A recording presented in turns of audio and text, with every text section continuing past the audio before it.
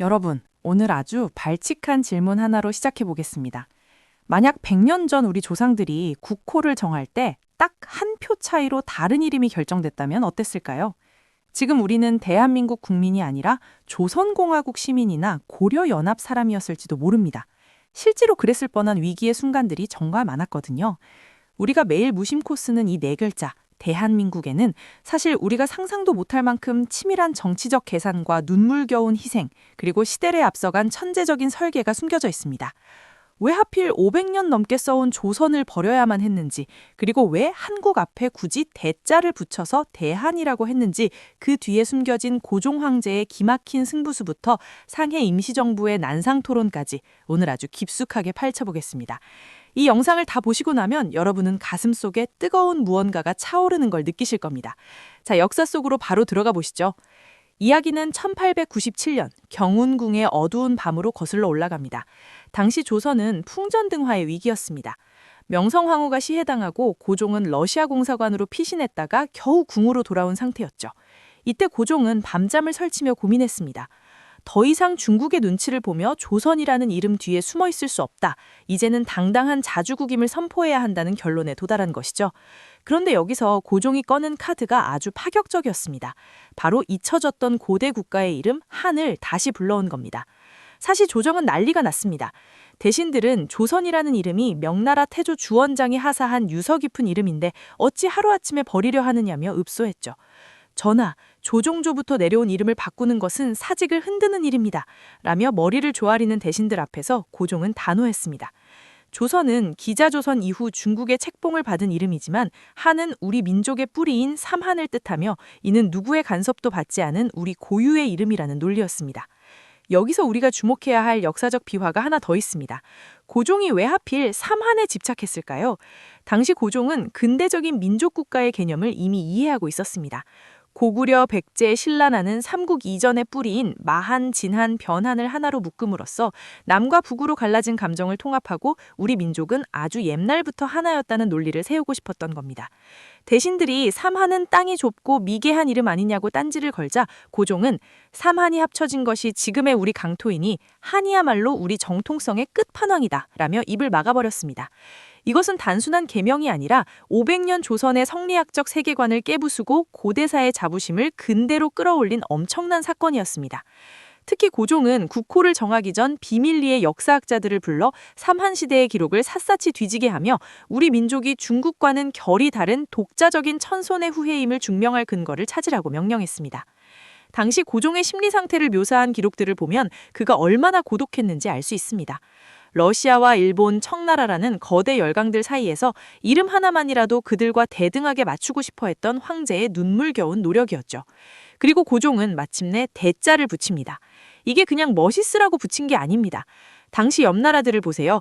대청제국, 대일본제국, 대영제국, 너도 나도 대자를 붙이며 힘을 과시하던 시절이었습니다.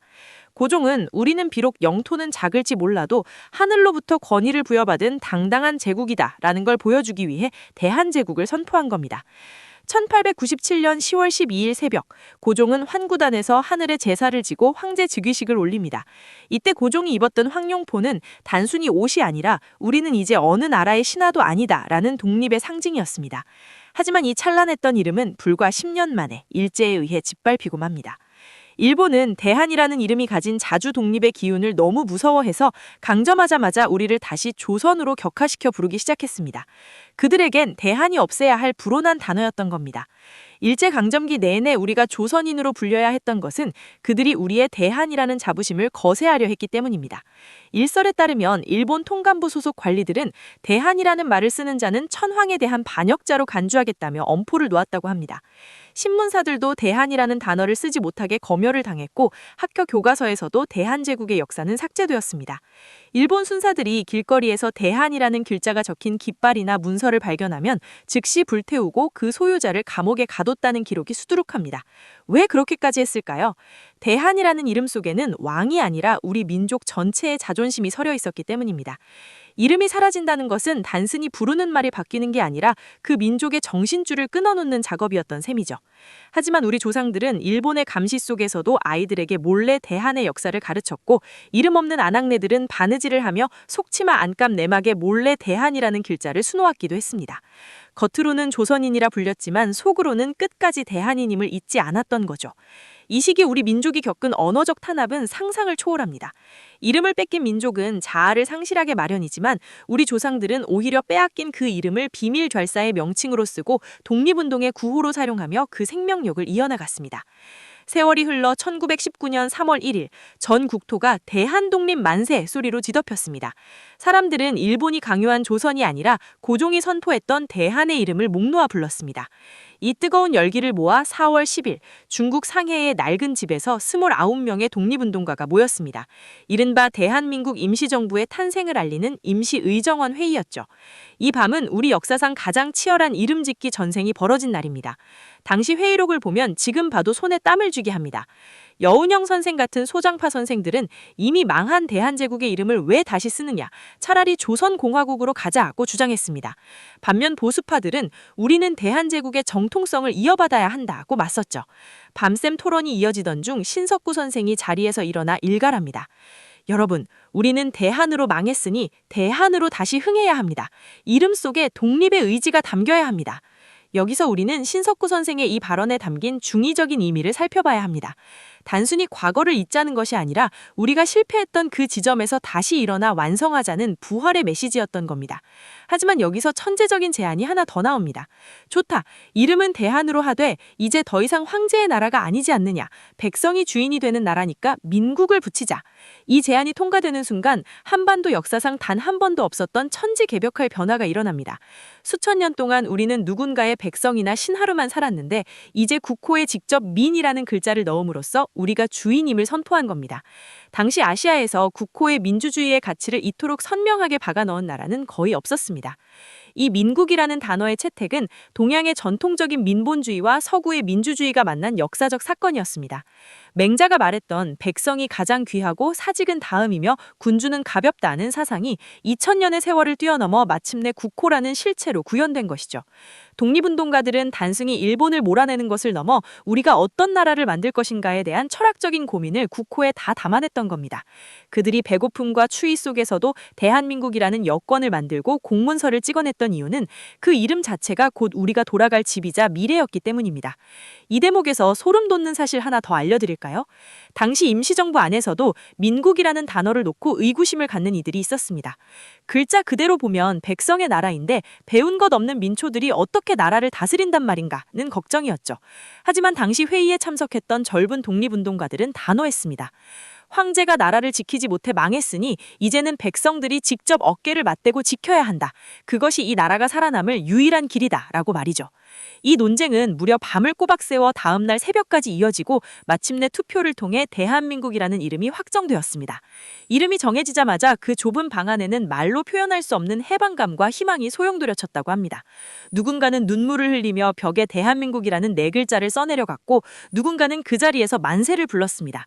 이제 우리에겐 빼앗긴 땅을 되찾아야 할 명확한 목표가 생겼고 그 목표의 이름은 바로 대한민국이 된 것입니다.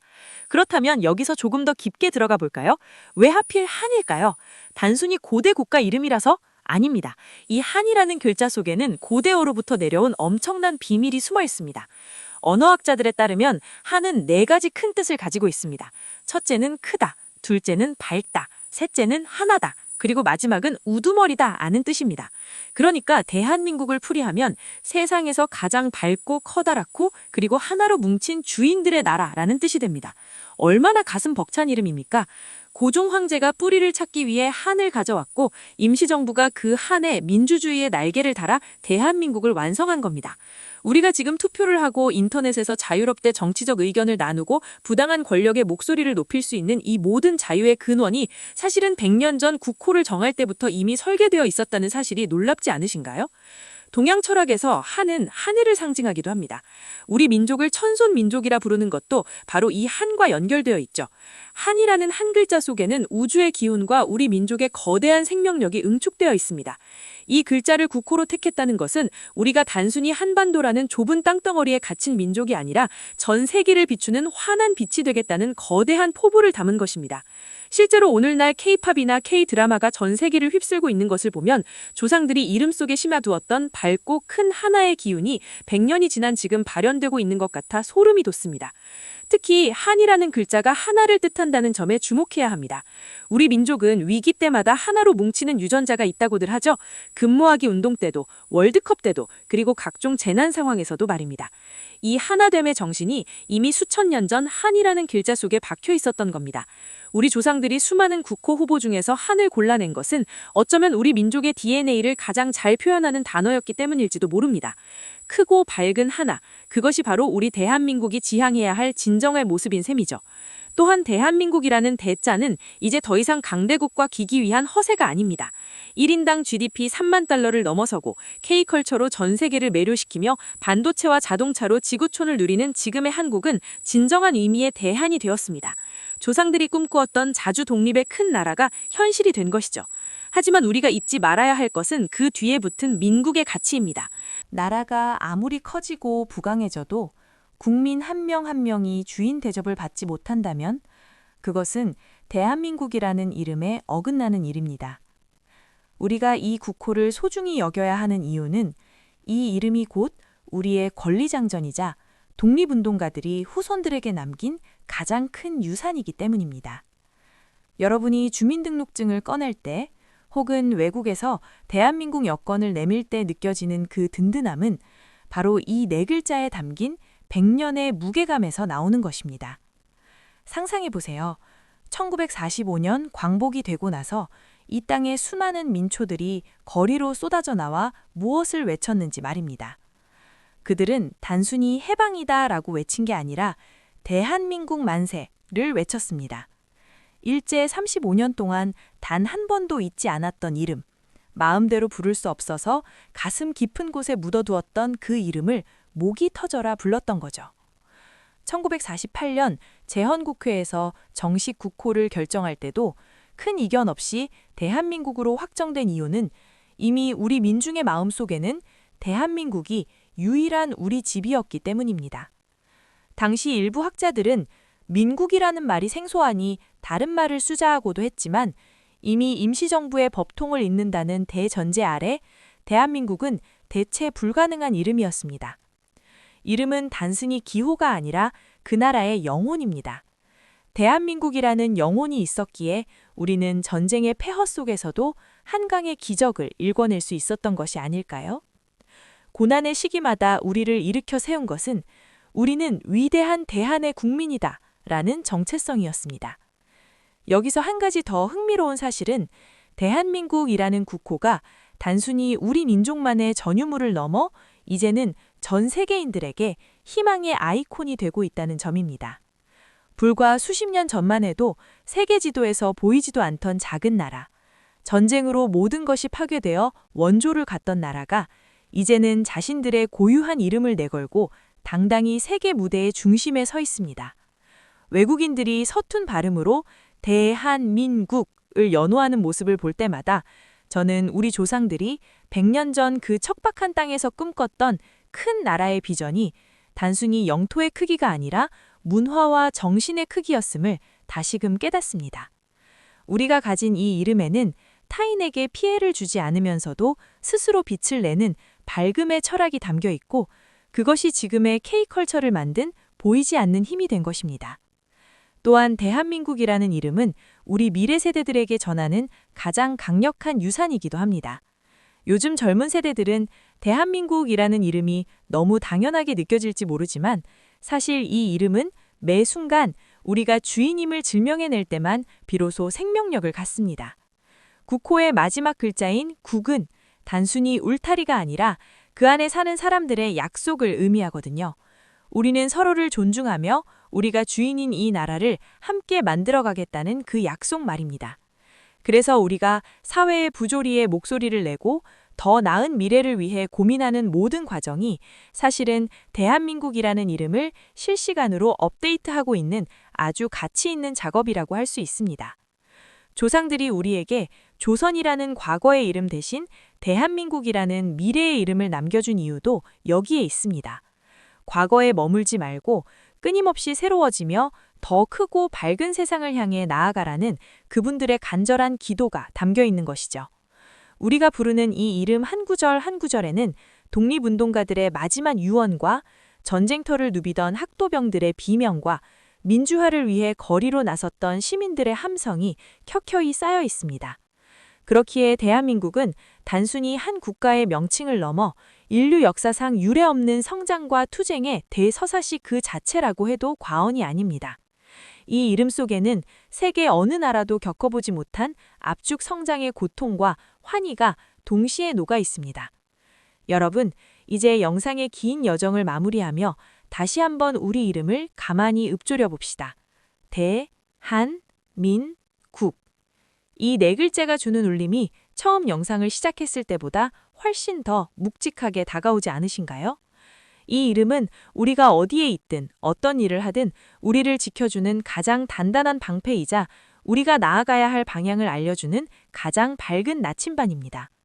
100년 전 상해의 좁은 방에서 시작된 그 위대한 설계는 지금 이 순간에도 여러분의 삶 속에서 계속되고 있습니다. 우리가 이 국호의 진짜 주인이라는 자부심을 가슴 깊이 새긴다면 앞으로의 100년 역시 우리는 어떤 풍파도 이겨내고 전 세계에 더 큰 빛을 발하는 대한민국이 될 것입니다. 우리가 이 이름을 잊지 않는 한 대한민국이라는 등불은 절대로 꺼지지 않을 것입니다. 오늘은 대한민국이라는 국호의 탄생과 그 속에 담긴 소름 돋는 비밀들을 함께 파헤쳐 봤습니다. 영상이 길었지만 이 모든 이야기가 우리 삶의 뿌리를 이해하는데 꼭 필요한 과정이었다고 생각합니다. 오늘 이 영상을 끝까지 시청해주신 여러분이 진정으로 나라의 가치를 아는 깨어있는 주인들입니다. 여러분의 그 뜨거운 마음이 모여 더 나은 대한민국을 만듭니다. 오늘 이야기가 가슴 깊이 남으셨다면 주위 소중한 분들에게도 이 이름의 의미를 꼭 공유해주세요. 그 공유가 바로 우리 역사를 지키는 첫걸음이 될 것입니다. 저는 앞으로도 우리가 꼭 알아야 할 우리 민족의 숨겨진 보물 같은 이야기들을 발굴해서 다시 돌아오겠습니다. 지금까지 대본 작가이자 여러분의 지식 파트너 한마리였습니다. 함께 해주셔서 진심으로 감사합니다. 대한민국이여 영원하라.